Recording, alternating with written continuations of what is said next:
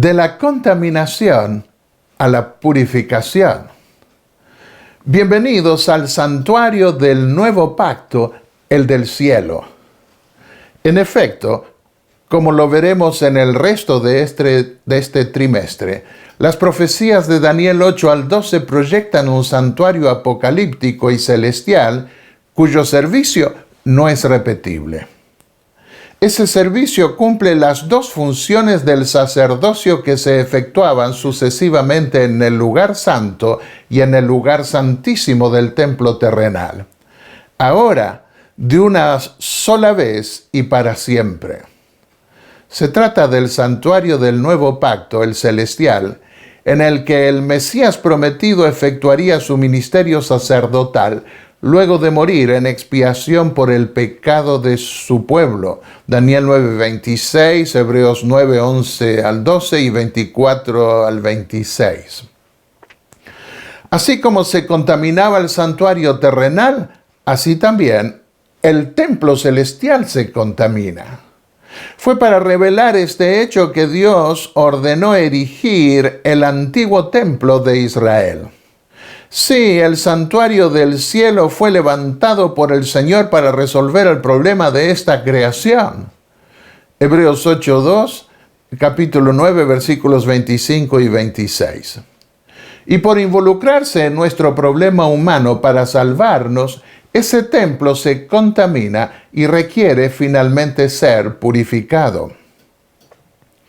El santuario terrenal ilustraba la manera en que nosotros, los seres humanos, contaminamos el templo del cielo, y la manera en que Dios, quien recibía el pecado de su pueblo en su casa, la purificaba sin destruir a los pecadores. Y así como el diablo incitó a las naciones paganas para destruir el templo terrenal desde donde Dios revelaba su plan de salvación, así también en la visión del capítulo 8 de Daniel, veremos que el diablo intenta suprimir el ministerio de Cristo en el santuario celestial. La visión de Daniel 8 comienza con el período de reinado medo-persa y termina en la purificación del santuario en el tiempo del fin. Ese hecho muestra que cuando Daniel recibió esa visión, el reino de Babilonia llegaba a su fin, a tal punto que Dios no lo tiene más en cuenta en la visión. El ángel intérprete le explica a Daniel que los dos primeros animales, el carnero y el macho cabrío, representan al reino medo-persa y al reino griego que los sucedería. El rey griego sería quebrantado y 4 reinos surgirían de él. Esto se cumplió con la ascensión al reino de Alejandro Magno y sus 4 generales que se dividieron el reino después de él. Los versículos 20 al 22 del capítulo 8 de Daniel. Una vez que esos 4 reinos llegasen a su fin, aparecería otro reino que la visión anterior había representado también con un cuerno pequeño, pero que sería más grande que los demás cuernos o reinos en medio de los cuales se desarrolló.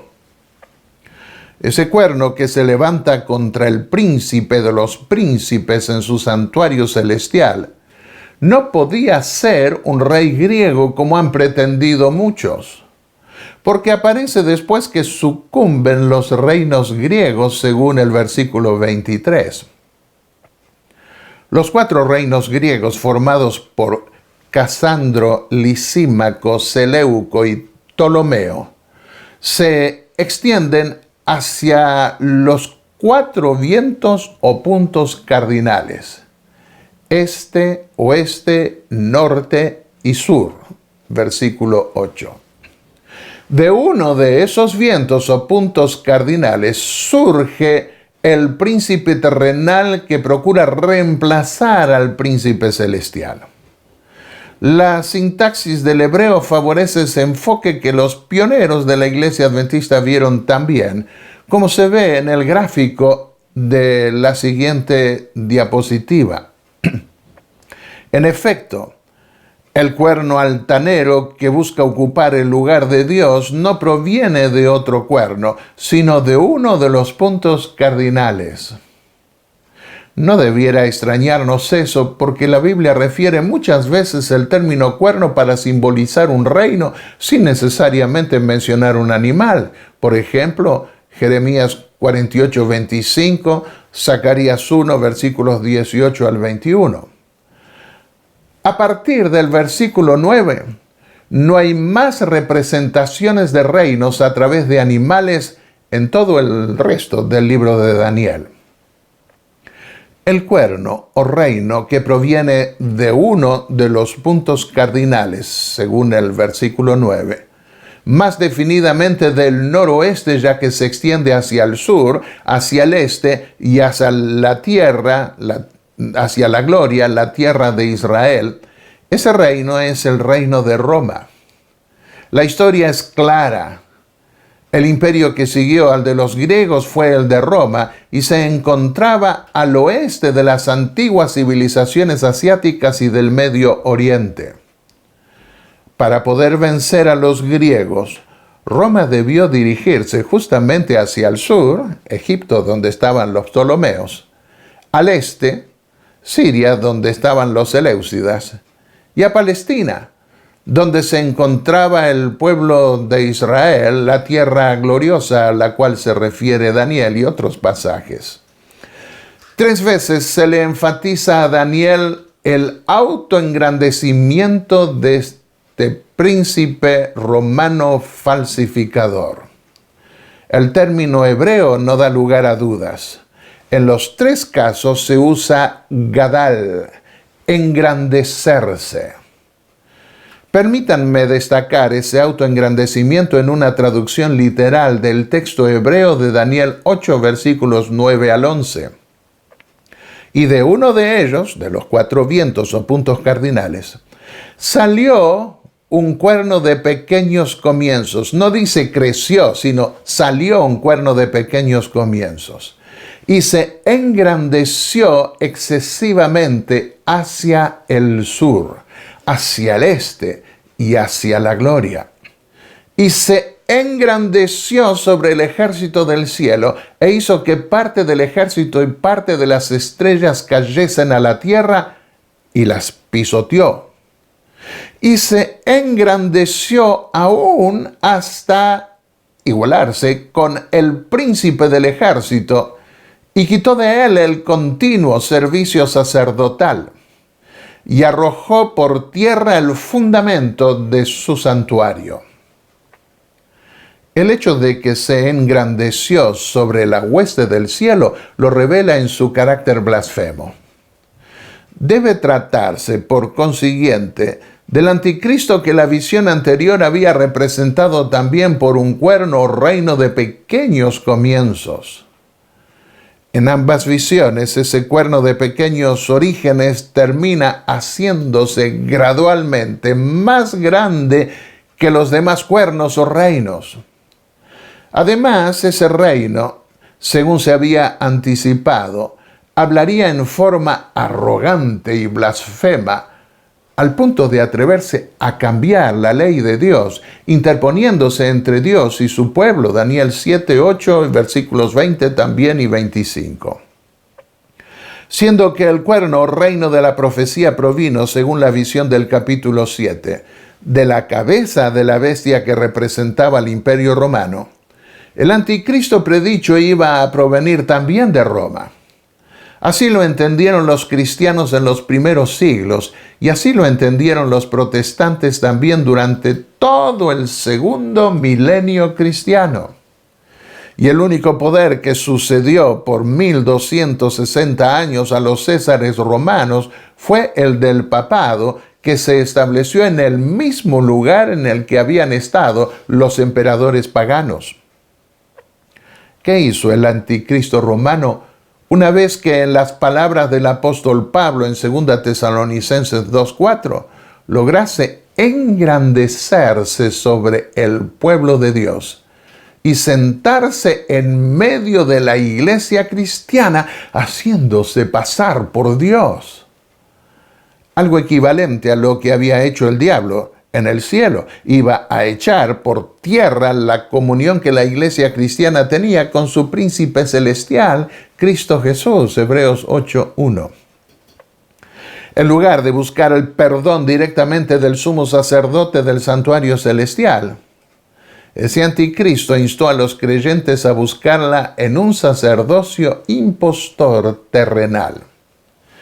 Esto es lo que vemos asombrosamente representado en el clero romano y su obispo máximo, el Papa de Roma. Todo el cielo y su sistema de intercesión en el santuario celestial fue así ultrajado.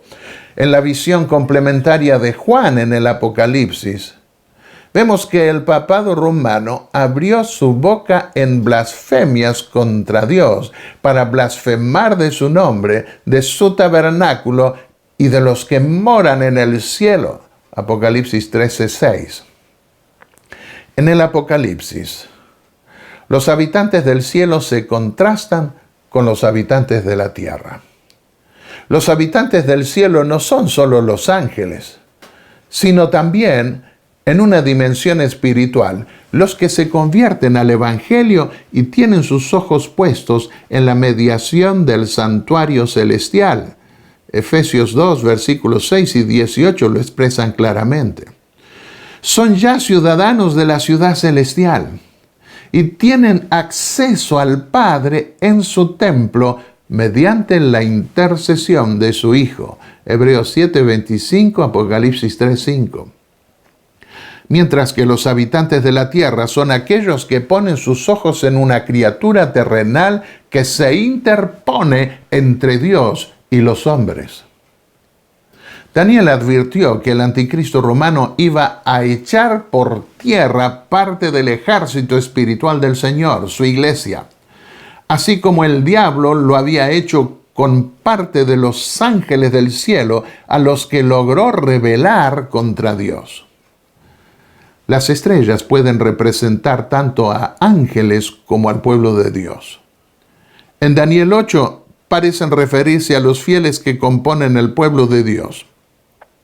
De hecho, en la sección explicativa de la visión, Daniel se refiere a ellos como a los fuertes y al pueblo de los santos, Daniel 8:24. Y en la visión paralela del capítulo anterior, se refiere a ellos como al pueblo de los santos del Altísimo, Daniel 7:27. ¿Quién es el Sar Seba en hebreo? Príncipe del ejército en castellano. Es un príncipe celestial, el mismo que le dijo a Josué frente a la ciudad de Jericó que se quitara el calzado de sus pies. Eso se requería en la presencia de Dios mismo, no ante un mero ángel. Josué se postró ante él y lo adoró. Josué 5, versículo 14. El término es el mismo. Y el ángel intérprete confirma ese hecho luego cuando le dice que el Sar Seba es el Sar Sarim o príncipe de los príncipes. Es decir, Cristo mismo en el Nuevo Testamento. El hecho de que ese príncipe celestial ejerce funciones sacerdotales en el capítulo 8 de Daniel confirma que su santuario es el del cielo. Daniel vio así que el papado le quitaba a Cristo la intercesión celestial desde la tierra, de tal manera que la gente no buscase a Cristo en el cielo directamente para el perdón de sus pecados, sino a sacerdotes impostores terrenales que se interpondrían arrogantemente entre Dios y el pecador. En el Antiguo Testamento, la palabra tamid, continuo, aparece mayormente como adjetivo, Éxodo 29:42 y Números 28:3, o como adverbio, Éxodo 29:38, 30, versículo 8 y Levítico 24, versículos 2 al 4, 8, etc. Se la usa en conexión con el ritual que debía efectuarse sobre cada mueble del lugar santo del santuario. Pero si en Daniel aparece como sustantivo, razón por la cual lleva artículo definido, ha-tamid, el continuo, se debe a que el profeta no se está refiriendo al ministerio sobre un mueble en particular del templo, sino a todo el servicio del príncipe celestial que debía efectuar en el lugar santo del templo del nuevo pacto. Esto no debiera extrañarnos, porque en hebreo se usa a menudo un sustantivo solo y los traductores tienen que agregar su conexión extrayéndolo del contexto. Así, en la visión de Daniel, el tamid, continuo, se refiere a la intercesión que el sacerdote celestial efectúa en el lugar santo, ya que ese término nunca se lo usó para referirse al lugar santísimo. En efecto, la purificación del templo se efectuaba una vez al año, no diaria o regularmente. Esa intercesión regular, diaria, continua del lugar santo busca ser usurpada ahora por un príncipe terrenal, impostor y blasfemo. Veamos una traducción literal del versículo 12 de Daniel 8. Y se le dio, femenino, un ejército masculino sobre él, la intercesión sacerdotal, continuo, en transgresión o rebelión pesha, y arrojó por tierra la verdad, emet, y hará su voluntad y prosperará. El ejército aquí se refiere al pueblo de Dios como en Éxodo 7:4. El hecho de que el género femenino del verbo en el versículo 12 se corresponde con el género también femenino de cuerno en el hebreo del versículo anterior, en referencia al príncipe arrogante y blasfemo, muestra que a ese príncipe rebelde se le entrega un sacerdocio junto con la intercesión continua. Vemos así que hay dos príncipes y sacerdocios en pugna, uno en el cielo y otro en la tierra. Veamos ahora el cumplimiento histórico. ¿Cómo arrojó el papado la verdad por tierra? Entre los errores doctrinarios que se introdujeron en el siglo VI, cuando el obispo de Roma se transformó en la cabeza de todo el cristianismo, está en su sistema idolátrico que se centra en el culto a las imágenes y al mismo Papa, a quien se lo pone en lugar de Dios. Se adoptó la teoría pagana de la inmortalidad natural del alma, que desembocó en una de las más horrendas doctrinas católicas, como la del purgatorio y el infierno eterno. Esa doctrina pagana griega de la inmortalidad natural del alma abrió las puertas al culto de los santos y vírgenes que hasta hoy permean la fe romana. La fe en Cristo fue supeditada a la fe en los papas y en los príncipes de la Iglesia Católica, que terminaron rigiendo la conciencia de la gente, pretendiendo aún ser infalibles en materias de fe y doctrina. También se dio el cambio del día de reposo del sábado bíblico al domingo pagano, como lo había advertido el profeta Daniel, capítulo 7, versículo 25. En siglos posteriores, esa apostasía fue creciendo al punto de requerir que los que se oponían a las imposturas papales fuesen torturados y quemados vivos. La confesión auricular al sacerdote, de rodillas ante él en la petición del perdón, se encuentra entre las más grandes blasfemias del pontificado romano. Pero la más atrevida fue, además de la pretensión de tener poder para cambiar la ley que Dios escribió con su propio dedo, Éxodo 31:18 y 32:16. Está el pretender que el sacerdote podía transformar el pan y el vino del rito pascual en carne y sangre del Hijo de Dios. En efecto, el sacrificio de la misa es el corazón de la Iglesia Católica Romana y el fundamento de su más grande blasfemia, como lo entendieron los reformadores protestantes, porque pretende que un ser humano pueda crear a Dios mismo en la persona de su Hijo. La vindicación o purificación del santuario celestial. Este es el siguiente tópico que tenemos que ver en este capítulo. En las cortes humanas, antes de condenar a alguien, se prepara un prontuario que junta todos los datos posibles sobre la persona que va a ser juzgada. El problema de esas cortes es que el testimonio humano suele ser limitado. Por eso se están poniendo más y más cámaras de seguridad en todo lugar posible para que se puedan dilucidar los hechos más fácilmente. Pero el prontuario que Dios da en profecía en relación con el anticristo que iba a venir tiene que ver con una descripción anticipada que podría ser verificada en el futuro por miles y millones de personas en el tribunal del cielo. Desde nuestra perspectiva en el siglo XXI, ese prontuario anticipado en profecía ha sido verificado ampliamente por la historia. La pregunta del versículo 13 del capítulo 8 de Daniel es clave. Nuevamente traducimos literalmente y parafraseamos el pasaje entre corchetes para los que pueden ver las diapositivas.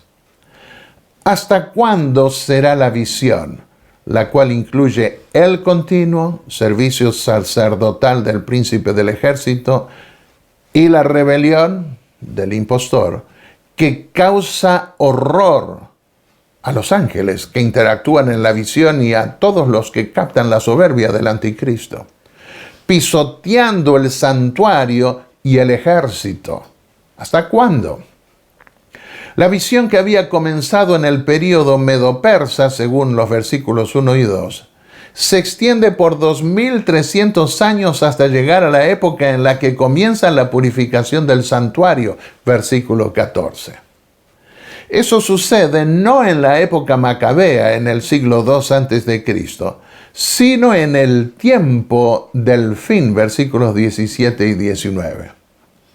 Entre los persas y los griegos pasaron más de 2300 días literales, de manera que la opción que queda es interpretar los datos cronológicos en forma simbólica por años, como se ve también en las otras profecías apocalípticas. Pero el capítulo 8 menciona el triunfo final del gobierno de Dios en su santuario celestial, sin dar una fecha específica como punto de partida para los 2300 años, salvo la mención general de que la visión comenzaría en el período medo-persa. Esa especificación del comienzo exacto de la fecha se dará en el siguiente capítulo. La naturaleza de la contaminación y de la purificación del templo. Tenemos que considerar eso para entender el versículo 14. El pasaje que atrajo la atención de Guillermo Miller y que dio lugar al nacimiento de su movimiento y luego de la Iglesia Adventista es el de Daniel 8, versículo 14. Hasta 2300 tardes y mañanas, y el santuario será purificado, o vindicado, nizdak en hebreo. ¿Qué debía hacerse con el santuario al cabo de 2300 años?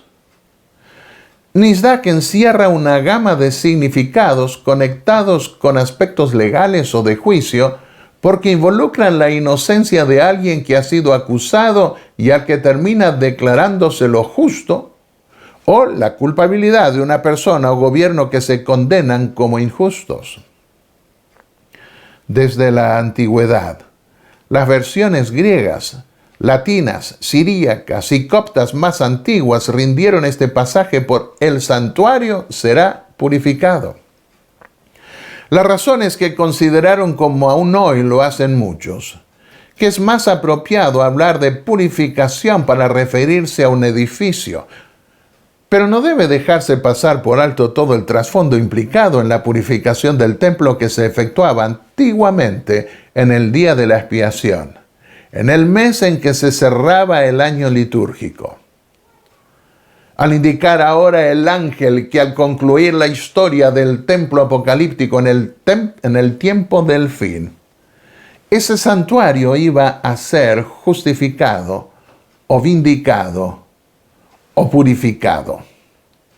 Da a entender así que esa parte final de la profecía debía conectarse con la última parte de la visión anterior que describe un juicio cósmico.